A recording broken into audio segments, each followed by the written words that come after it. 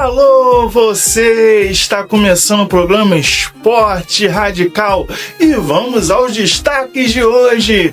Vamos ter a entrevista radical, a reportagem radical com o vice-presidente da Confederação Brasileira de Tiro com Arco e também tem a rodada do Brasileirão e análise dele, Vitinho Marechal. Tem o quadro Físico, Turismo e Foco e também Fé no Tatame e claro, aquele quadro que você sempre aguarda, né, mulherada? De beleza, estética, massoterapia na medida certa. Então, fique ligadinho porque o programa Esporte Radical está começando, é claro.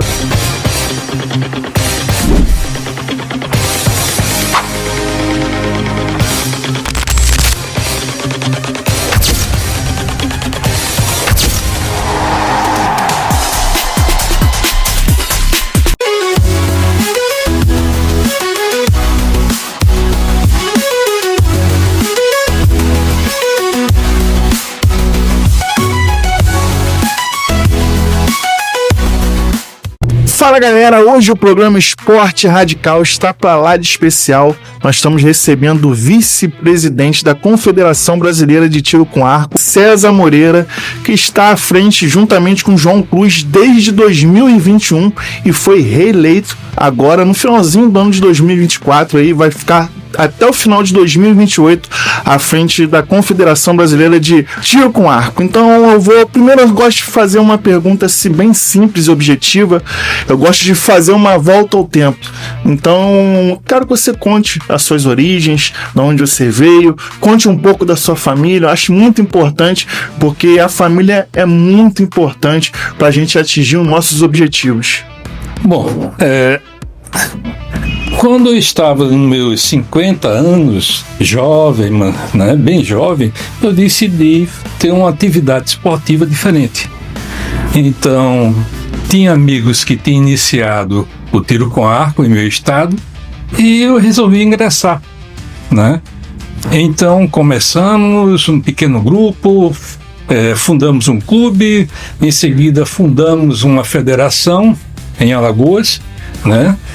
Conseguimos fundar ainda mais 3 clubes lá em Alagoas e foi quando começamos a movimentar pelo Nordeste, ajudando a criar também federações e incentivando cada vez mais o esporte. Até o momento eu não estava no Paralímpico, eu estava no Olímpico. Como atleta, eu tenho também um filho que é atleta, é campeão brasileiro já por 4 vezes, né? Recordista brasileiro. Tem um enteado também que é campeão brasileiro e recordista brasileiro e o melhor atleta do Brasil em ar composto, que é o Jairo. Mas quando assumimos a federação, né, eu passei a olhar, né, para o Paralímpico, porque o Paralímpico precisava muito de ajuda para o crescimento. E foi isso que nós buscamos, o crescimento do Paralímpico. Para se ter uma ideia, a primeira prova que nós participamos no Paralímpico teve 27 atletas, há 5 anos atrás. Esse ano temos 100 atletas participando. Eu acho que deu para sentir um certo aumento, né, nessa transição, né? Mas não se trata só disso. Nós temos espalhado pelo Brasil, graças a um projeto de fomento do Comitê Brasileiro Paralímpico, nós buscamos recursos e hoje em dia nós temos 17 centros de referência do CPB com a modalidade tiro com arco sob a nossa supervisão. E também mais uns 5 projetos sociais, né, sem fins lucrativos, que nós também incluímos o tiro com arco. Ou seja, os atendimentos que a gente faz durante um mês chega a mais de 1.000 atendimentos, né, com esses alunos paralímpicos. E é aquela coisa, é uma lição de vida, né? Por conta de que Um arqueiro, vamos dizer assim, olímpico, eu não tem esse termo normal, porque ser paralimpo não tem nenhuma anormalidade, é simplesmente uma condição física que no momento ele passa, mas ele consegue superar isso muito bem. E esses centros, eles não foram feitos somente para que essas pessoas fossem atletas, não, mas sim eles terem um apoio também de algo mais para eles poderem sair de casa, se sociabilizar, né? Tem alguns que têm atendimento psicológico, fisioterapia, sabe, acompanhamento dentário, ou seja, é uma gana de apoio que essas pessoas têm para terem motivo de sair de casa, né? E participar mais ativamente do esporte. E estamos crescendo e vamos crescer mais ainda, com toda certeza. Existe uma diferença do tiro com arco antes de 2021 e de 2021 para cá. Não tinha essa visibilidade toda que tem hoje. O Marco Vinícius de Almeida, sem sombra de dúvidas, hoje é um grande nome do tiro com arco, mas existem outros nomes que estão crescendo. E nós sabemos que, apesar de ser um esporte muito glamouroso, é um esporte muito caro. E eu vejo que você, juntamente com o João Cruz, vocês correm muito atrás de patrocínio, muito atrás de aporte financeiro. E eu gostaria que você falasse aqui as pessoas que querem ajudar a modalidade, que de repente querem investir um atleta, o que elas podem fazer? Olha, é simples. A pessoa que queira ajudar a modalidade, hoje em dia tem a questão do imposto de renda, de você reservar parte, né, do que se paga a Receita Federal para investir no atleta ou em uma entidade esportiva de tiro com arco. Então, isso daí já acontece normalmente. Mas o grande incentivador se trata de dois órgãos, COB e CPB. Mas temos total apoio da Caixa Econômica e loterias da Caixa. Então, isso é uma coisa que não se tem uma noção do que se faz com esses recursos, sabe? E como ele é tão bem aproveitado. Hoje o nome, momento, né, é do Marco Vinícius de Almeida. E PCD, quais são os atletas referências PCD do tiro com arco?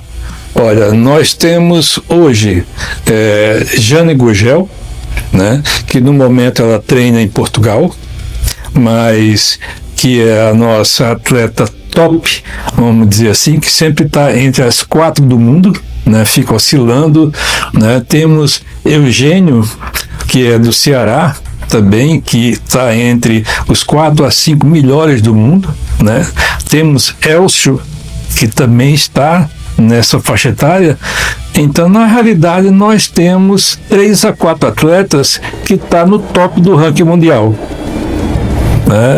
É tanto que quando ocorreram as Paralimpíadas, nós fomos com a equipe de 6 atletas para tentar a conquista da vaga, mas infelizmente chegamos nas semifinais, mas não obtivemos o sucesso desejado. Mas eu acho que o maior sucesso é ter essa vocação de cuidar de pessoas especiais. Pessoas que até pouco tempo eram desleixadas, não tinha, grande parte da mídia não tinha visibilidade nenhuma. E ainda muito pouco, ainda pela luta que eles têm, conforme a gente estava conversando aqui há pouco, né? Eles se deslocarem, imagine, pra gente já é difícil. Imagine para um atleta que de repente tem ali não tem a visão, não tem como andar. E muitas das vezes não é só isso, a condição financeira também que pega, né? Principalmente a situação financeira, ela pega muito forte pela seguinte razão. Esses centros de referência, centros de treinamento, normalmente a grande massa que frequenta é a população de baixa renda. Então, que precisa muito desse apoio para poder praticar um esporte, para poder também ter determinados benesses, né? Como dentista, psicólogos, fisioterapeutas, né, que normalmente se faz esse trabalho bem, com bastante seriedade já em alguns centros, e vamos procurando sempre aumentar essa qualidade de atendimento nos centros de referências, que todos eles são comandados pelo CPB. E um fato interessante é o seguinte, é que nós abrimos o mercado de trabalho para os técnicos de tiro com arco. Hoje em dia, para se trabalhar com para-atleta, ele obrigatoriamente tem de ter o seu diploma de educação física. E nós já demos emprego a 17 profissionais. Se formos imaginar em âmbito de tiro com arco, 17 técnicos recebendo seu salário, né, com a carteira assinada pelo Comitê Brasileiro Paralímpico. Isso é muito importante para o seu currículo, para o seu trabalho, para o crescimento profissional. Então, com esse trabalho, esses projetos, nós também damos empregos a várias pessoas. Acho muito importante isso. E a questão psicológica, né? Que muitos desses atletas aí, quando chegam nas suas mãos, eles chegam desacreditados. E a gente teve até pouco tempo esse Setembro Amarelo. Muitos deles pensam em se suicidar, acham que não prestam mais, que a vida não tem mais razão. E vocês provavelmente devem fazer esse primeiro trabalho com eles, né? O trabalho mental, psicológico, que a vida é importante. Olha, primeiramente, não é todo mundo que pode lidar com um para-atleta. Ele tem de ter aquela atenção, aquele carinho, né, que possa realmente fazer um papel de um sacerdote, de uma pessoa que consiga se integrar e ver as dificuldades encontradas e procurar fazer com que ele supere. Você tem que ter muito amor, muita atenção, não pode ser simplesmente uma academia onde você pratica algum exercício. Não, ele tem de ser coberto de atenção. A gente tem de fazer brincadeiras, tudinho para que ele possa participar, que muitas vezes alguns chegam totalmente revoltados, às vezes ele está ali, mas não queria estar ali, e a gente procurar fazer com que ele se sinta bem e tenha vontade de participar, de voltar e se sociabilizar com os demais, para sair daquele ostracismo, né? E ter uma vida normal. E quais são os próximos passos? Eu falo em relação agora a campeonato, torneios. Qual a ambição agora que você tem para esses atletas? Olha, o próximo passo é o que está mais recente agora, vai ser o brasileiro paralímpico, o 19º brasileiro paralímpico, que ocorrerá em São Paulo, na sede do Comitê Brasileiro Paralímpico. Em seguida, visando aprimorar os nossos profissionais, nós estamos trazendo o técnico da Seleção Americana Paralímpica para realizar um curso para esses profissionais que estão atuando nos centros, né?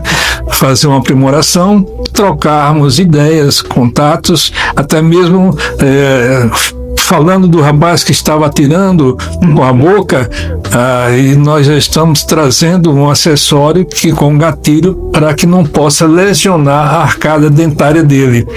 Então, tudo isso são novidades e nós estamos iniciando ainda, sabe? Então, porque agora temos pessoas que estão olhando com carinho e atenção para a modalidade e para o atleta. Olha, o bate-papo foi muito bom. Queria que você deixasse suas considerações finais. Queria agradecer também por o senhor prontamente estar aqui conosco. Agradecer também a sua assessora Paloma, que nos atendeu com muita fidalguia. Quero agradecer de coração mesmo e deixei suas considerações finais.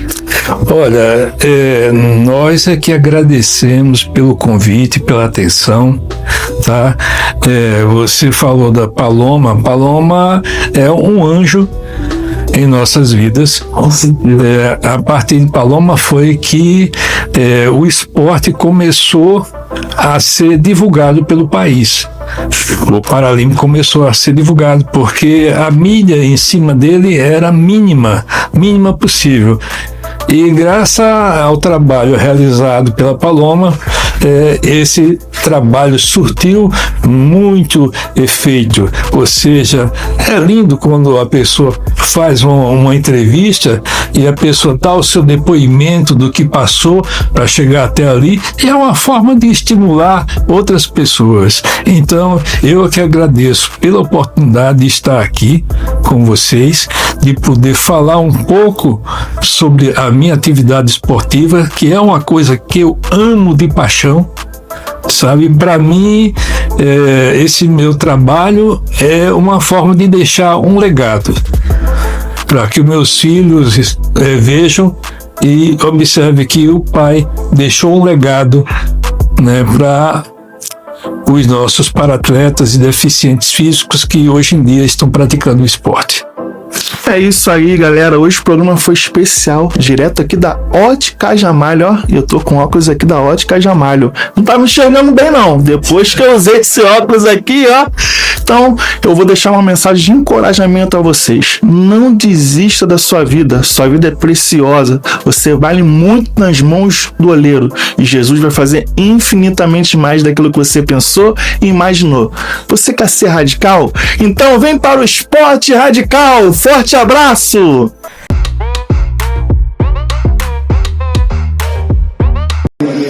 A Ótica Ramalho também é parceira da TV Missão Cidades. Olá, vocês já conhecem a Ótica Ramalho?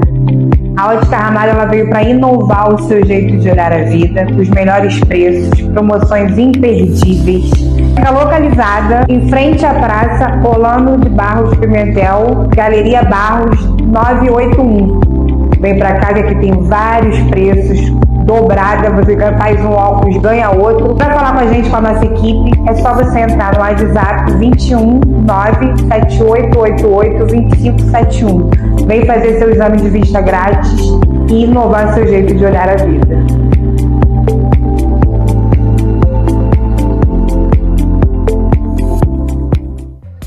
Comprar no Novolário ficou ainda mais fácil.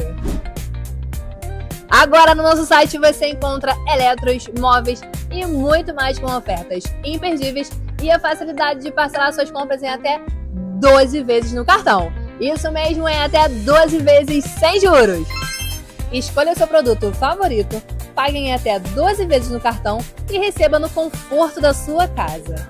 Aproveite essa facilidade e transforme sua casa com a qualidade que só a Novolário oferece. Acesse agora mesmo novolare.com.br e aproveite!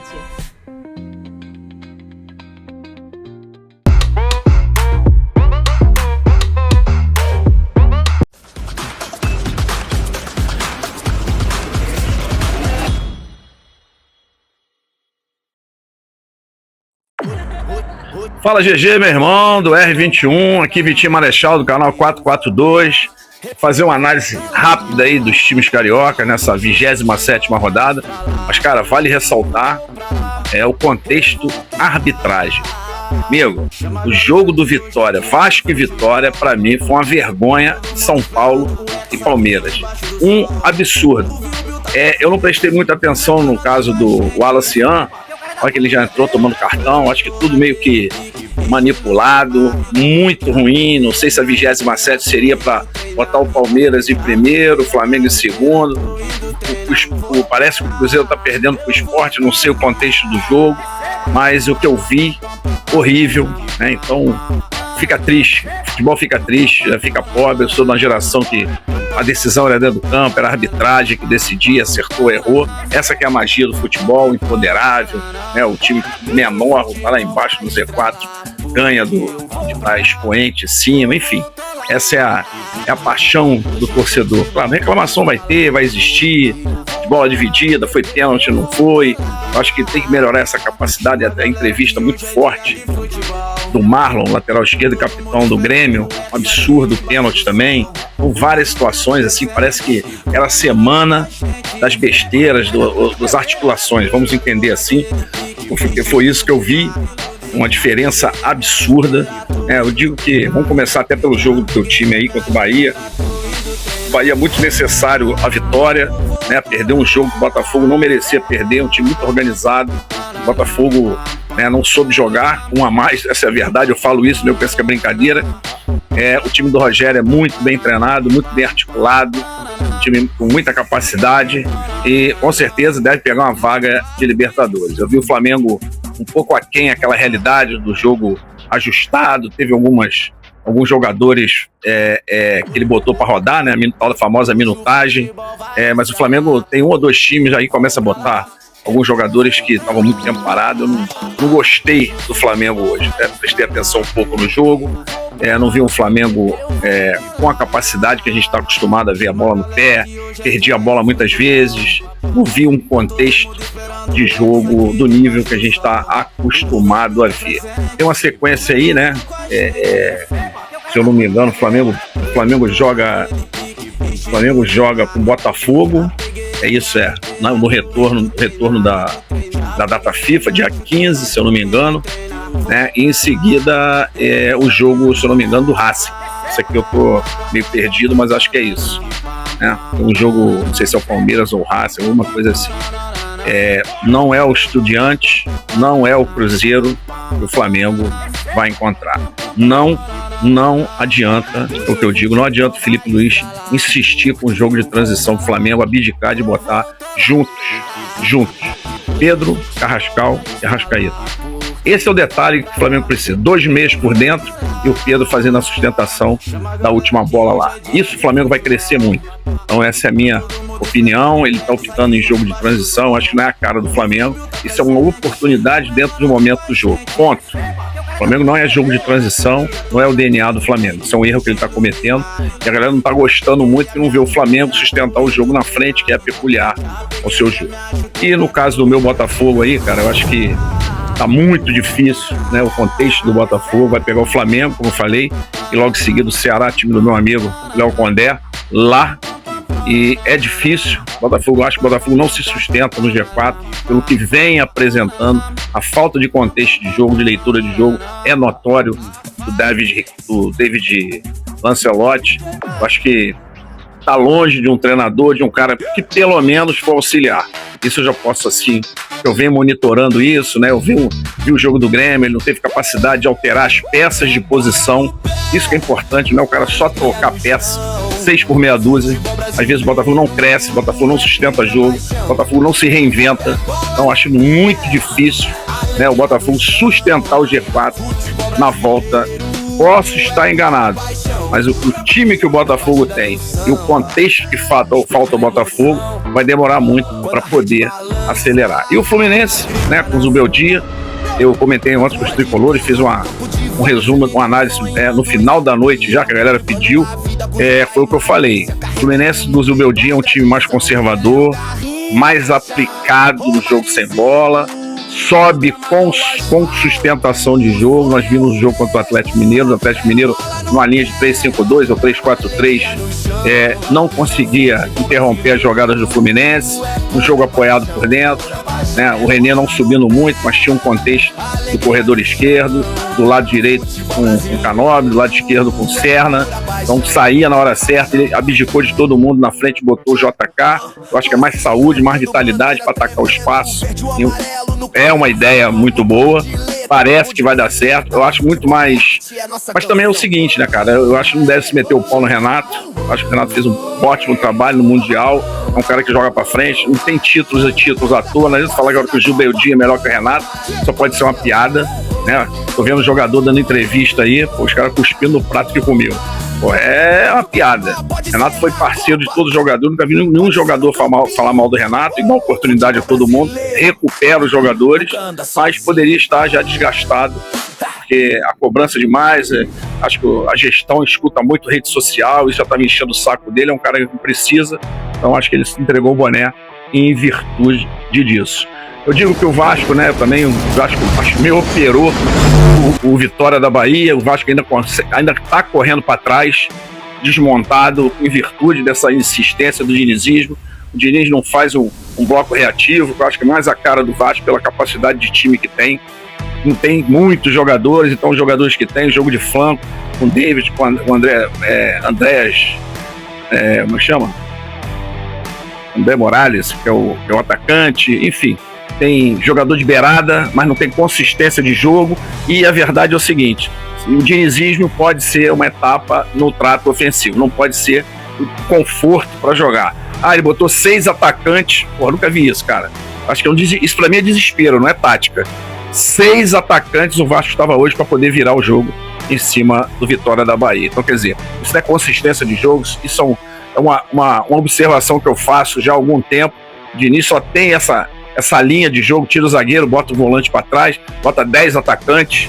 Isso para mim não é. Só tem essa técnica de uma nota só. Não sou simpático a ele, vocês sabem disso, porque ele não tem uma variação ofensiva. Mas é o que está no momento lá pro Vasco. O Vasco está em 11º colocado. Vamos parar agora na 27ª. Vamos ver o que vamos esperar aí a partir do dia 15. Valeu? Um abraço. Valeu, GG. Conto com você. Quem ainda não fez a inscrição no canal do Marechal, canal _442, e me siga no Instagram. Valeu, galera. Valeu, GG. Boa semana a todos.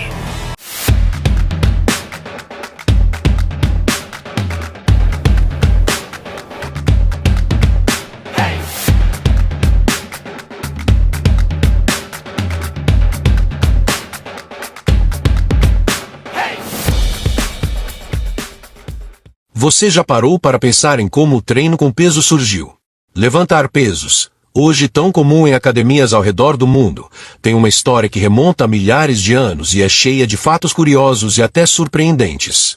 No vídeo de hoje, no universo do saber, vamos viajar no tempo e descobrir quem foi o verdadeiro pioneiro da musculação, como esse hábito começou e quais eram os métodos usados no passado para desenvolver força e resistência.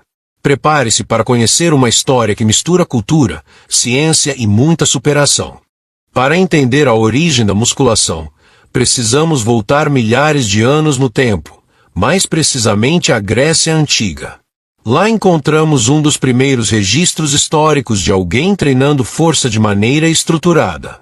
Você já ouviu falar de Milo de Crotona? Ele era um atleta lendário, conhecido por sua incrível força e habilidade como lutador olímpico.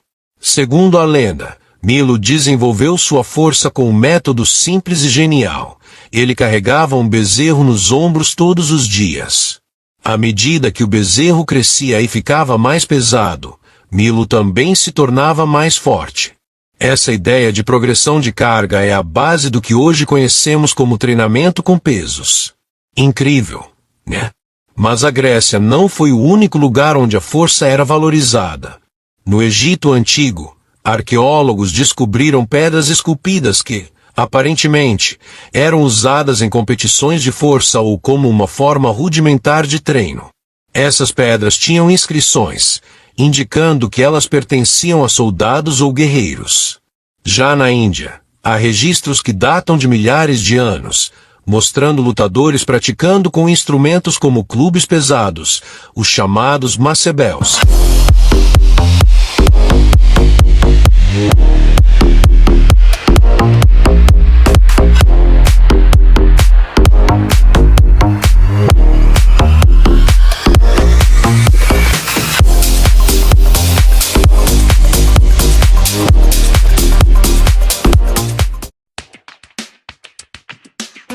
Olá, você conhece a história da fisioterapia? Hoje vamos falar um pouquinho dessa história. Desde a antiguidade, os recursos da natureza e o próprio movimento humano, incluindo músculos, articulações e respiração, eram usados como meios terapêuticos. Na China, por exemplo, existem registros de obras abordando a cura pelo movimento, modernamente chamada de fisioterapia, desde o ano de 2698 a.C. No século XVI, o artista e pesquisador italiano Leonardo da Vinci realizou diversos estudos sobre a mecânica corporal. Já com a Revolução Industrial, foram desenvolvidos trabalhos para recuperar os trabalhadores acidentados e criados diversos tipos de ginástica e exercícios com a finalidade de aumentar a produtividade. Ainda no século XX surgiram os primeiros cursos de fisioterapia, e isso foi devido a novas tecnologias, a epidemia de poliomielite e as grandes guerras. Devido à Primeira Grande Guerra Mundial, surgiram grandes centros de reabilitação para tratar as pessoas que tinham sido mutiladas pela guerra. No Brasil colonial, o tratamento de doentes era realizado por diversas pessoas. E com a fuga da família real portuguesa para o Brasil, em 1808, os recursos aumentaram para os nobres e logo surgiram 2 escolas de medicina. Agora, vamos entender um pouco sobre a fisioterapia no Brasil. Valdo Rolim de Moraes foi um médico e teve um papel importante, pois em 1929 criou o serviço de fisioterapia no Instituto do Rádio Arnaldo Vieira de Carvalho. Em 1951, fundou o Serviço de Fisioterapia do Hospital das Clínicas. Na década de 50, no Brasil, a incidência de poliomielite era muito alta e, portanto, a quantidade de pessoas portadoras de sequelas era também muito elevada, e a fisioterapia teve um papel importante nessa época. Em 1959, os cursos passaram a formar fisioterapeutas. Já em 1967, o marco foi a USP, que regulamentou os cursos de fisioterapia e terapia ocupacional. Um marco super importante foi em 13 de outubro de 1969, quando a fisioterapia se legitimou como profissão. Em 1975, vieram a regulamentação da profissão e a criação do Conselho Federal. Em 1978, foram criados os 3 primeiros conselhos regionais. Por fim, sabemos que a cada dia a fisioterapia tem evoluído e se inovado, e que o fisioterapeuta tem tido um trabalho de suma importância durante a pandemia de Covid-19, seja na parte respiratória ou na reabilitação musculoesquelética. Para conhecer mais sobre a fisioterapia e as suas áreas, siga o Instagram @DescobriNdoFisio_UENG.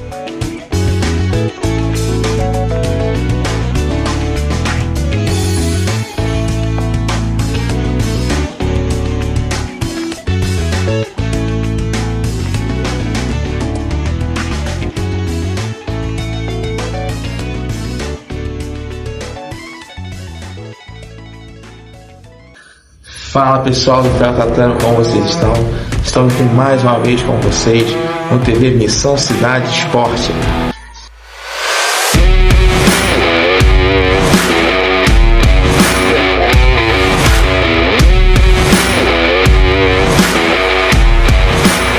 Essa semana estaremos falando sobre os tipos de faixa preta, né? Estamos falando sobre faixa preta ponteira vermelha, faixa preta ponteira branca e quando o professor pode dar aula ou não e ser responsável pela academia. Então, esse mês estaremos falando sobre todas essas possibilidades. Fala pessoal do Jiu-Jitsu, como vocês estão? Essa semana estaremos esclarecendo uma dúvida que muitas pessoas ainda têm. Por que existe faixa preta com ponteira branca e faixa preta com ponteira vermelha? Essa talvez seja uma das mais fáceis dúvidas de serem esclarecidas. Primeiro vou começar pela faixa preta, ponta branca. Todo faixa preta que é competidor ativo, seja ele amador ou ele profissional, ele vai usar a faixa preta com a ponteira branca. Isso vai significar que ele é um professor, faixa preta, porém ele dá mais ênfase à competição do que propriamente a dar aula. E já o faixa preta ponteira vermelha, ele se dedica mais a dar aula do que competir. Ele vai competir esporadicamente, mas não é o seu foco, ok? Então fica aí essa esclarecimento, né? Que o faixa preta ponteira branca, ele é o faixa preta competidor, ativo, seja ele amador ou profissional. E o faixa preta ponteira vermelha é uma faixa preta que se dedica mais a dar aula do que propriamente a competir. Ok? Espero que tenha esclarecido essa dúvida de vocês. Até a próxima. Sensei Osan.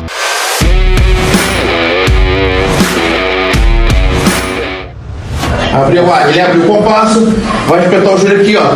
Na altura do umbigo. E a perna aqui, ó, vai fazer mais assim, ó. Entendeu? Nossa. Eu venho. E aqui, ó, fez o triângulo. Tá? Quando ele fez o triângulo aqui, ele vai criar um espaço aqui, ó.